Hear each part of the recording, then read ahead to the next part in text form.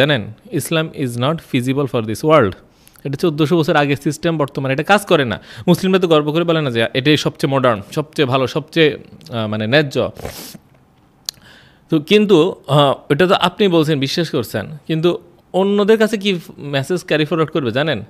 মুসলিমরা এই যুগের অনুপযোগী, সেজন্য তারা বনে জঙ্গলে যাচ্ছে, এবং ইসলাম এই যুগেরই অনুপযোগী, কোনো মডার্ন সিস্টেম না। সেজন্য মডার্ন ফাইন্যান্সিয়াল ওয়ার্ল্ডে মুসলিমরা টিকতে পারে না, থাকতে পারে না। সেজন্য সমাধান বলতে কিন্তু দলগত সমাধানই বোঝায়। যতদিন না পর্যন্ত আপনি সারা বিশ্বকে সুদভিত্তিক অর্থনীতির বিপরীতে নতুন একটা সিস্টেম দেখাতে পারবেন এবং বুঝাতে পারবেন যে এটা বেটার ওয়ার্ক করে, ততদিন পর্যন্ত কেউ বিশ্বাস করবে না, অন্তত অন্য ধর্মের বা অধর্মের লোকজন। আপনি কি মানবেন মানে কোনো একটা হিন্দু এসে যদি বলে যে আমার হিন্দু ধর্মের অর্থনীতি পৃথিবীর সেরা অর্থনীতি মডেল বা কিছু, আপনি কি মানবেন এবং এর জন্য হিন্দু হবেন না? এবং আপনার অবস্থাটা বর্তমান দুনিয়া ঠিক সেই রকম। এখন একটা জিনিস দেখেন যে আমরা যে ভয়ঙ্কর জালের মধ্যে আছি, সেটা আজকে আমার সাথে আলোচনা করে আপনারা জানতে পারলেন, এবং যারা শুনতে পারলো তারা জানতে পারলো। কয়জনেই বা জানতে পারলো? এই কথাগুলো বলা উচিত ছিল কবে জানেন?